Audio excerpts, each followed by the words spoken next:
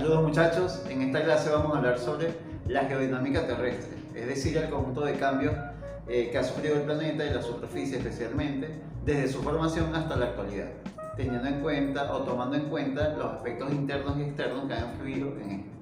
Presten bastante atención y cualquier duda la pueden plantear a través del foro que disponemos para ello. Para el estudio de la geodinámica terrestre debemos tener en cuenta principalmente que ésta se produce gracias a agentes internos y agentes externos. Estos van a ir convirtiendo, modificando la Tierra con el paso del tiempo y generando transformaciones progresivas o bruscas en la superficie. Tenemos por un lado la geodinámica externa, que es aquella producida por la interacción de las capas externas de la Tierra con la litosfera. Entre ellas está la atmósfera, el agua y los seres vivos. Estos van a producir o van a incidir directamente sobre la superficie, generando su transformación. Tenemos como primer proceso de este tipo de geodinámica a la meteorización. La meteorización consiste en un proceso de fragmentación de las rocas, ya sea a nivel físico o a nivel químico. Vamos a ver la diferencia. Cuando ocurre meteorización física, no se da un proceso de transformación química de los minerales, de la roca, sino que solamente la roca se rompe o se fractura, convirtiéndose en pedazos más pequeños, sin que su composición química molecular sea transformada. Entonces, entre los ejemplos más comunes de meteorización física tenemos la gelifracción, la termoclastia, la descompresión, la haloclastia y la bioturbación. ¿Cuál es la diferencia entre estas? Principalmente el por qué se producen.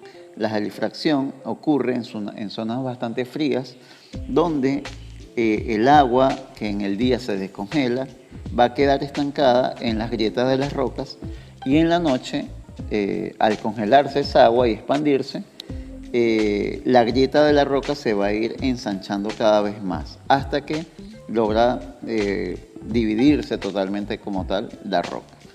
La termoclastia se da en sitios donde hay cambios bruscos de temperatura entre el día y la noche. Por ejemplo, en un desierto. Durante el día las rocas y los minerales de las rocas se expanden por el calor y en la noche, con el frío, se contraen. Ese proceso de expansión y contracción va a generar que la roca se vaya fracturando con el paso del tiempo. También tenemos la descompresión que se da sobre todo en capas de roca que han estado ocultas o por debajo de la superficie y con el paso del tiempo quedan expuestas. Y este cambio de presión sobre ellas, por supuesto, va a generar una descompresión y las rocas se van a empezar a fragmentar. También tenemos la haloclastia, que se da gracias a la acción de los granos de sal en las zonas costeras, que actúan también en los poros y grietas de rocas, generando una fragmentación de esta.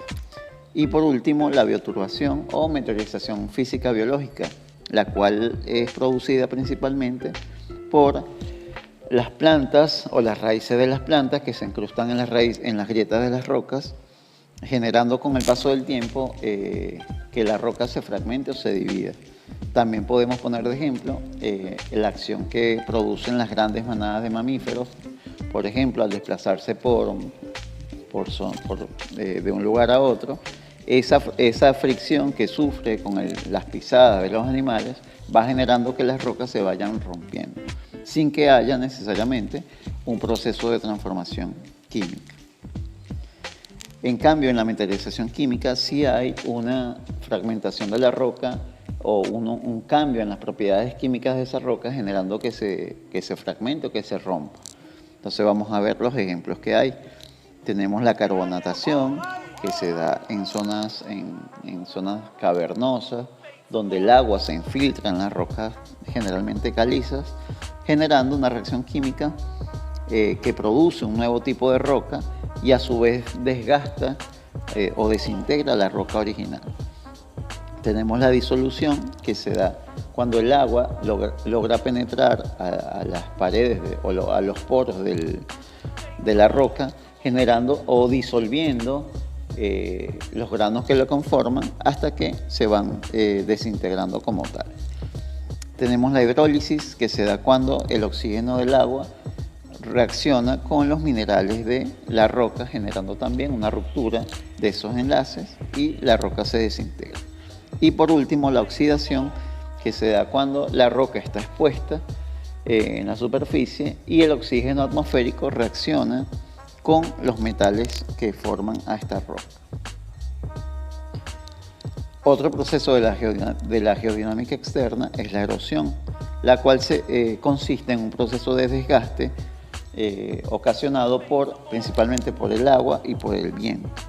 El agua y el viento van a ser fundamentales en este proceso, ya que ellos van a incidir permanentemente sobre la superficie, y esta incidencia, ese roce, va a generar un desgaste que va desintegrando las rocas también.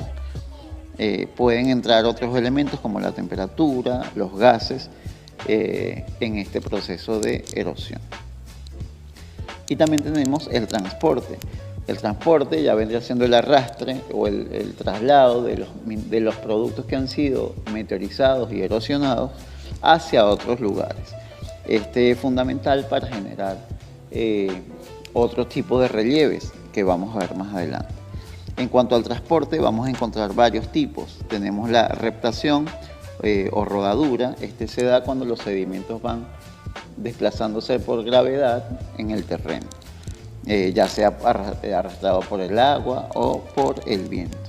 También tenemos la saltación, también se da cuando el agua o el viento van arrastrando de forma brusca partículas, haciéndolas que salten de un lugar hacia otro. Y este proceso es bastante agresivo, por decirlo así. Se da cuando hay lluvias torrenciales, cuando hay tormentas, entre otros. También tenemos la suspensión. Esto se da con partículas muy pequeñas que en el agua o en el aire van desplazándose sin tocar el suelo hasta que se acumulan en un lugar. Y también tenemos la disolución, que se da cuando el agua disuelve los materiales y estos van a ir desplazándose en ese cuerpo de agua, en ese curso de agua. Y por último tenemos la sedimentación, la cual es el proceso en el cual los sedimentos que vienen siendo arrastrados y meteorizados se acumulan en algún lugar. Un ejemplo perfecto de esto vendría siendo las playas.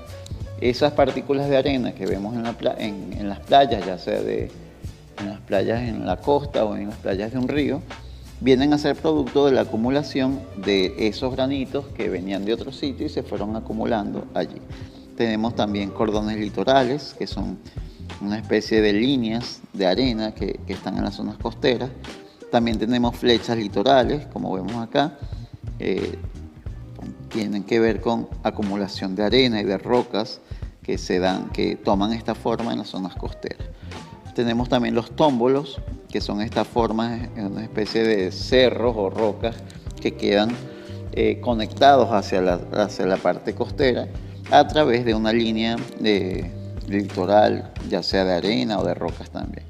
Y tenemos las albúferas, que son una especie de lagunas que se forman muy cercano a la línea costera. Aquí mismo en el Parque Nacional Morrocoy, cuando vamos llegando a la playa como tal, podemos ver algunas albúferas o esas lagunas del lado contrario a donde está la playa. Ahora vamos a estudiar la geodinámica externa. Esta ya no tiene que ver con los agentes meteorológicos, biológicos e hidrológicos, sino con los procesos que se dan a partir de la interacción de las capas internas de la Tierra. Recordemos que el núcleo es una capa que se encuentra a temperaturas muy elevadas y que influye directamente en la dinámica del manto. El manto, al ser rocas y metales derretidos, van a ir moviéndose permanentemente gracias a esas altas temperaturas, generando también una incidencia en las capas más externas de la Tierra. Entonces tenemos dos procesos fundamentales en cuanto a la geodinámica interna. Por un lado, la epirogénesis y la orogénesis. La diferencia fundamental es que la epirogénesis es ocasionada o es aquella que origina la formación de continentes.